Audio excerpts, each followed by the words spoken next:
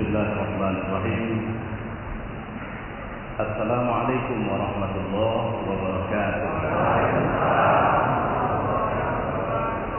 Nahmaduhu wa nasta'inuhu wa na'udzu billahi min shururi anfusina wa min sayyiati a'malina.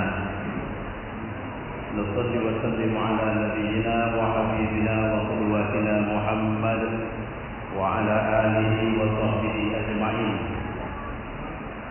قال الله في القرآن: أعوذ بالله السميع العليم من الشيطان الرجيم. بسم الله الرحمن الرحيم. ألا إن أولياء الله لا خوف عليهم ولا هم يحزنون. صدق الله وصدق رسوله وبعد. أيها الأساتذة, para ustaz, para muallim, tokoh-tokoh agama, bapak-bapak, ibu-ibu, saudara-saudara, kalau kita bertanya apa harga kita umat Islam,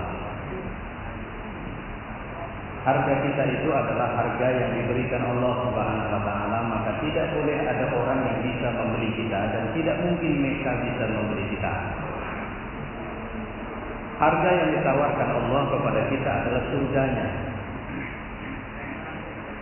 Dan itulah kenapa seorang mukmin di semua keadaan, walaupun dia memiliki kekayaan, walaupun dia memiliki kekuasaan, dia tidak pernah senang dengan hidupnya karena dia belum mendapatkan jaminan yang menenangkan hatinya bahwa Allah telah memberi surga itu kepadanya. Seorang presiden yang diyakini sebagai presiden yang paling adil kelima dalam sejarah Islam, Umar bin Abdul Aziz, pernah ditanya, "Kapan Anda istirahat, ya Amirul Mukminin?" Maka dia jawab, "Nanti kalau hatiku sudah menginjak surga." Baginya kekayaan dan kekuasaan bukan segala-galanya. Dan itu bukan ada dalam pikiran seorang presiden yang bernama Umar bin Abdul Aziz itu saja. Tapi itu adalah pikiran yang berada dalam keyakinan kita. Jika kita menyebut diri kita sebagai mukmin, maka kita tidak akan pernah merasa tenang dalam hidup ini kecuali nanti jika Allah sudah menempatkan kita dalam surga. Rasa tidak tenang itulah yang kemudian terus-menerus kita coba untuk meyakinkan diri kita, menempatkan dan memposisikan diri kita berada dalam garis-garis yang di situ Allah kita yakini akan senang kita melakukannya. Hari ini kita memilih garis itu di Indonesia. Dan hari ini kita meyakini Allah bersama kita karena kita sedang berada di garis orang yang akan menerjang siapa saja yang mencoba merendahkan agama kita. Kita telah menghargakan bahwa kehidupan bagi kita, kemuliaannya terletak pada kematian dalam bentuk syahid. Sehingga apapun posisi dan jabatan kita, kita cuma mau pujian satu kali dari Allah. Ketika nanti di saat kematian datang, Dia memanggil kita dengan satu sebutan. Ya ayyatuhan nafsul mutmainnah, irji'i ila rabbiki radiyatan mardiyah. Kita mau ini. Dan untuk itulah kita akan mengerjakan apa saja yang Allah mau, bukan apa saja yang kita mau. Hari ini di negeri ini, apa saja yang Allah mau itu tidak sama dengan apa saja yang pemerintah di republik ini mau. Pemerintah di republik ini khawatir ketika kita bergerak jam 3:30 pagi dari rumah kita menuju masjid. Ada apa dengan gerakan ini? Baru ini terjadi dalam sejarah, walaupun berbeda di masjid ini ketika saya tadi datang, sedikit berbeda. Kegiatan-kegiatan orang melaksanakan sholat subuh itu diawasi, ditunggui, dicatat siapa ustadznya.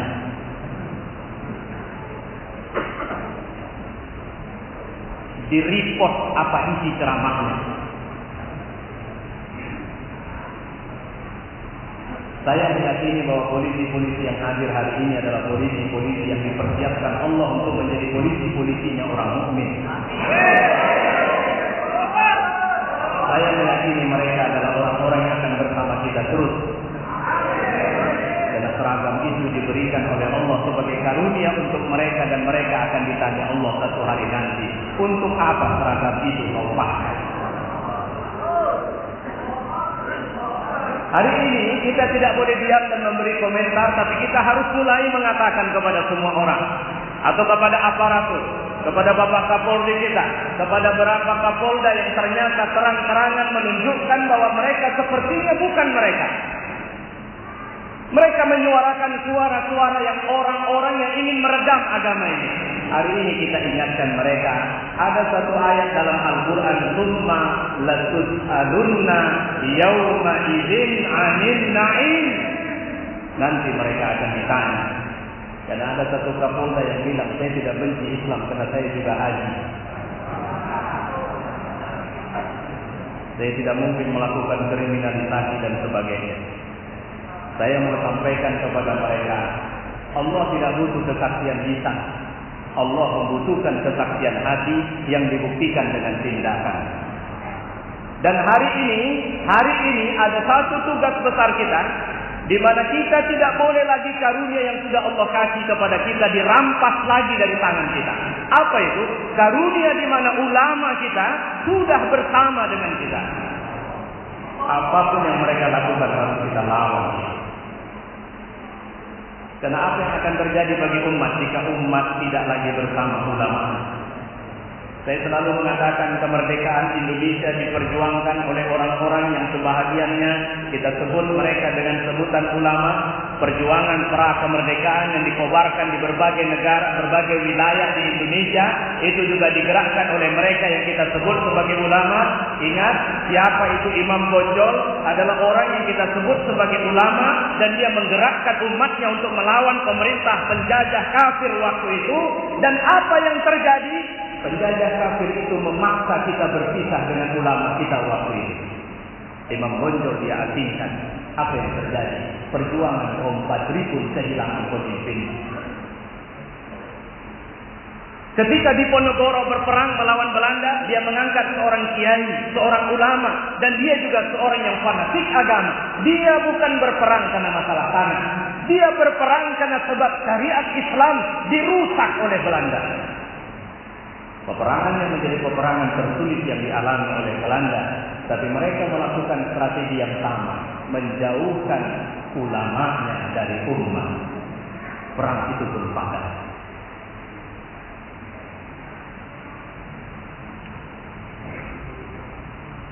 Kemudian apa lagi? Cut Nyak Dien dari Aceh. Itu adalah tokoh yang tidak pernah menyebut Belanda dengan sebutan Belanda, tapi kafir. Perjuangannya pun padam setelah dia diasingkan. Dan Aceh pun berhenti melakukan perlawanan walaupun tidak pernah terjajah. Hari ini Allah memberikan momentum besar di mana perjuangan penegakan syariat, perjuangan penegakan izzah umat, perjuangan penegakan harga diri umat Islam, perjuangan itu langsung dipimpin oleh Allah Subhanahu wa taala dengan menggerakkan warasatul anbiya, para pewaris nabinya, yang kemudian mereka berhimpun dengan gerakan pengawal fatwa Majelis Ulama Indonesia, dan mereka bergerak dengan hanya satu senjata, yang akhirnya senjata itu berkobar dan kemudian memaksa kita bersatu di seluruh Indonesia. Itulah gerakan takbir. Allah Akbar. Takbir ini terus membahana, seperti tidak berhenti di seluruh Indonesia. Takbir ini terus menggerakkan orang yang tidur menjadi bangun, orang yang bingung menjadi tahu, orang yang diam menjadi bergerak, orang yang semula selama ini jauh dari Islam mendekat kepada Islam, dan hanya menyisakan orang-orang munafiknya di luar sana. Takbir ini telah menjadi gelombang besar dipimpin oleh ulama-ulama kita itu. Ketika melihat suasananya semakin menguat, Allah memberi karunia kedua. Allah memberikan satu orang yang dia yakini dan dia berikan sebagai anugerah untuk kita, dan kita menerimanya dengan cinta, bahwa dia adalah orang yang kita manfaatkan sebagai imamnya umat Islam di Indonesia, sehingga apapun yang menjadi kalimat yang keluar dari mulutnya, itu adalah sesuatu yang kita dengarkan, kita ikuti. mereka mencoba menjauhkannya dari kita. Strateginya tetap sama.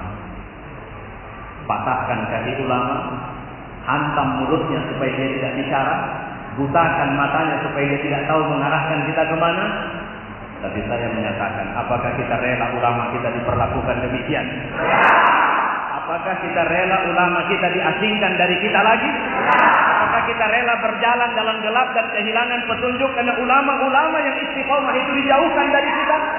Mereka adalah orang yang menghargakan diri mereka di depan Allah dengan satu kata bahwa mereka mau ridho Allah Subhanahu wa taala, dan tidak ada alasan siapapun dengan alasan konstitusional sekalipun ketika mereka mencoba melakukan kriminalisasi, maka wajib hukumnya kita berjihad membela para ulama kita ini. Saya harus yakin kalau si penista kurang ajar yang semoga Allah menghinakan dia dunia dan akhiratnya itu tidak akan pernah bicara lagi pasca pemilihan gubernur di Jakarta yang sekarang. Saya harus yakin itu bahwa hari ini di Jakarta umat di sana sudah tidak memerlukan lagi penjelasan lebih jauh. Mereka sudah membuat spanduk besar dan mereka menuliskan kalimat bahwa masjid ini tidak akan pernah dibenarkan lagi menjadi tempat mensolat jenazahkan orang-orang munafik itu. Dan saya ditanya kemarin, sebenarnya bagaimana penjelasannya Ustaz? Spanduk-spanduk itu sudah mulai banyak di Jakarta. Saya menjawab bahwa mereka itu benar. Bahwa siapapun di saat mereka melihat seperti ayam hitam terbang siang, kalau bahasa Quran dengan kalam mubin, dengan fakta yang nyata bahwa ada gerakan membela agama Allah, ada gerakan membela Al-Quran, ada gerakan menyatukan umat.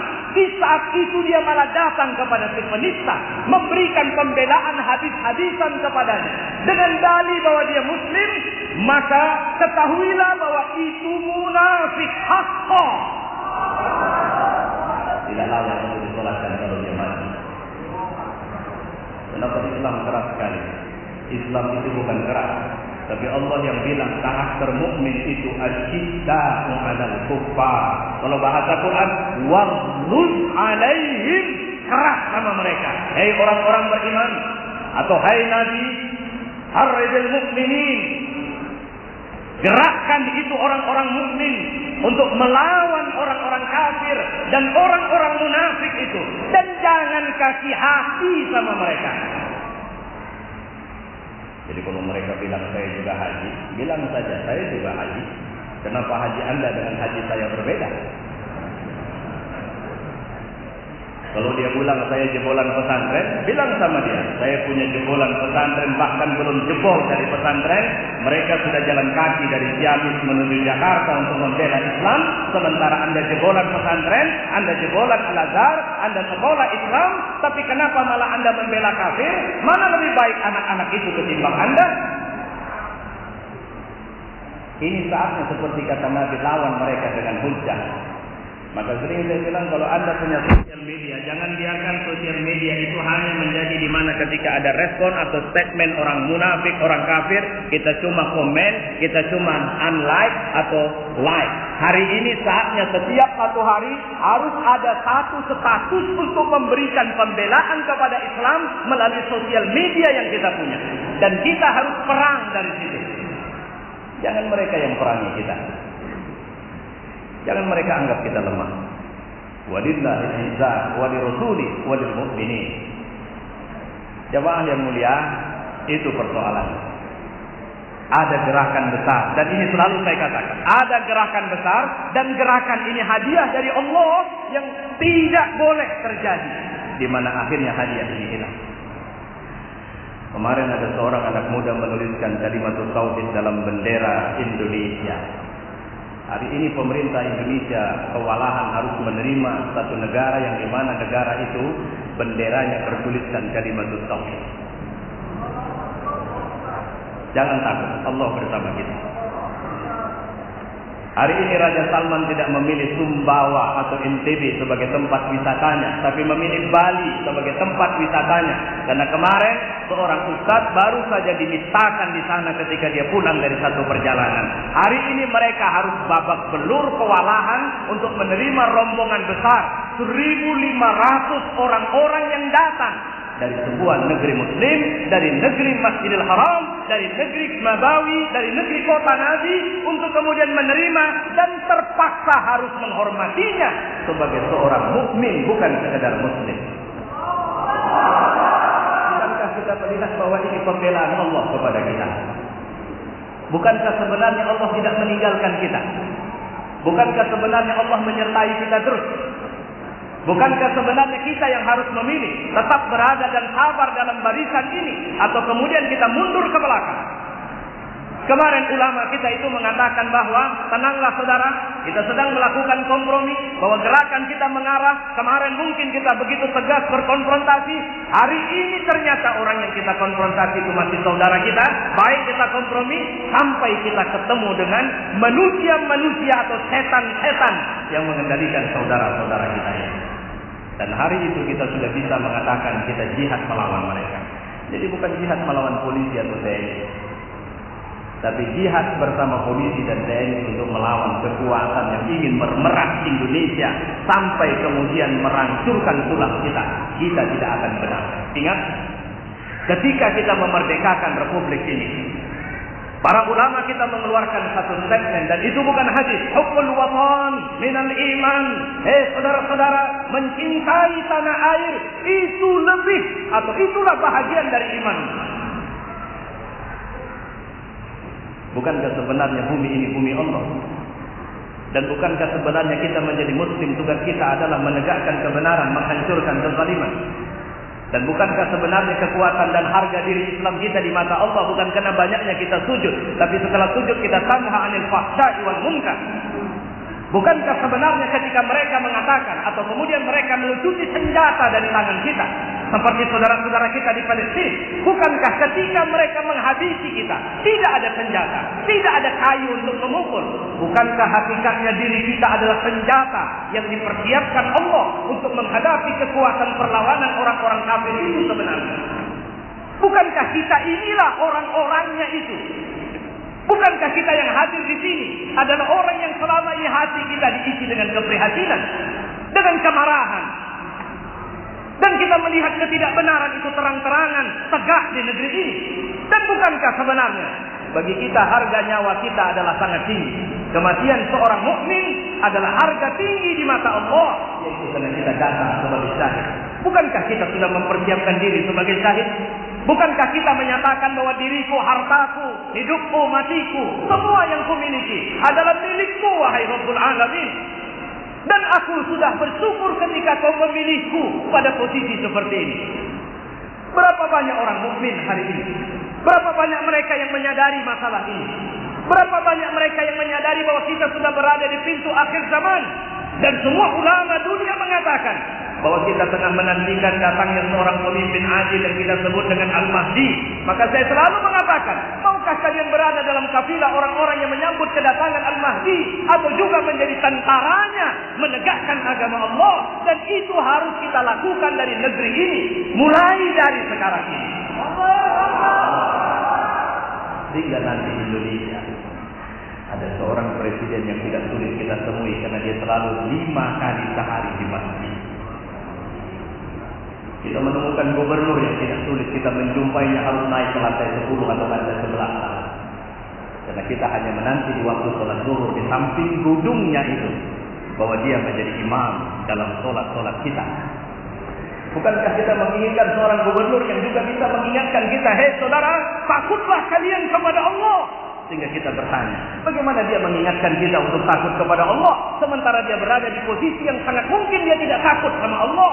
Karena hari itu negeri ini telah menjadikan Islam sebagai sumber inspirasi besarnya. Dan saya meyakini hari ini tidak lama lagi. Ini catatan yang sederhana. Jangan pernah menghentikan langkahmu walaupun pendakian ini sangat jauh. Walaupun jalan ini sangat panjang, walaupun beban kesulitannya sangat rumit. Hari ini alhamdulillah kita sudah punya akses, saya bilang. Ada GNPR, ada GAPAI, Gerakan Anti Penistaan Agama Islam, dan saya selalu mengatakan bahwa itu aksesnya umat Islam Sumatera Utara. Masya Allah, hari ini GAPAI dikendalikan Ustaz Heriansyah. Semoga Allah menjaga beliau, memelihara beliau, merawat beliau, memberkahi beliau, memberikan kebaikan yang banyak untuk beliau. Dan semua orang-orang yang mengurusi semua urusan di GAPAI. Tapi support kita semua yang harus kita butuhkan dan tetap kita butuhkan. Saya tadi duduk di dalam, mohon maaf jadi teringat. Saya duduk di dalam, saya dibisikkan oleh Badan Kenaziran Masjidah Nazirin bahwa kami menetapkan jika ada infak hari ini, maka infak itu akan kami berikan kembali kepada saudara-saudara yang mengendalikan GAPAI. GAPAI berencana untuk membuat kors para mujahid, kors para mubadis. GAPAI akan melakukan pekerjaan sampai ke lapangan, akan menyebarkan giroh kita untuk pergi ke daerah-daerah. GAPAI akan menyambut Ramadan dengan Ramadannya jihad kita di Sumatera Utara. GAPAI akan menjadikan momentum-momentum ke depan adalah momentum di mana ini saatnya umat Islam tidak boleh diam.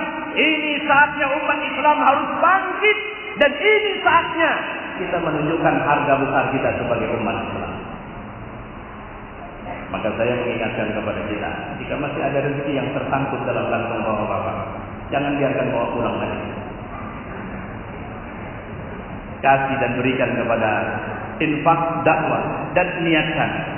Masukkan ke dalam kotak infak dengan sebuah keyakinan, ya Rabb, jadikan ini saksi kesertaanku dalam barisan para mujahid yang sedang bangkit di Republik Indonesia ini.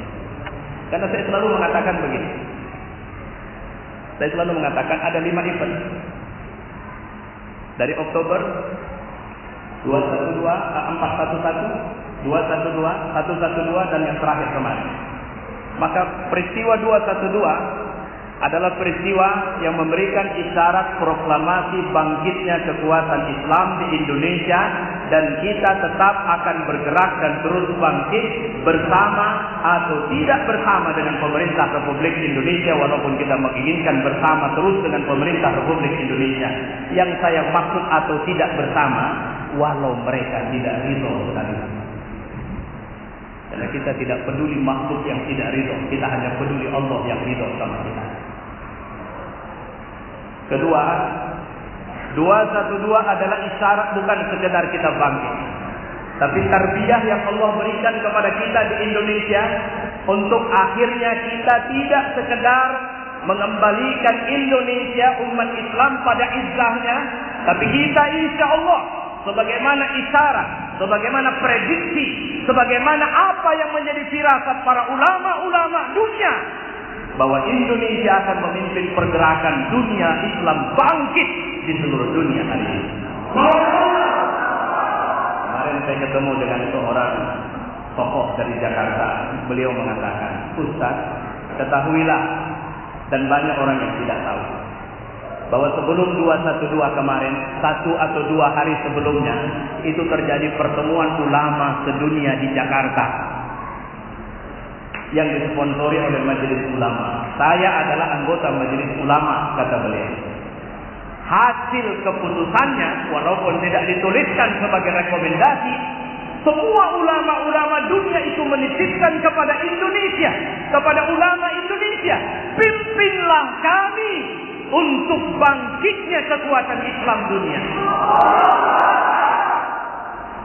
Kita tidak pernah memilih, Allah yang memilih.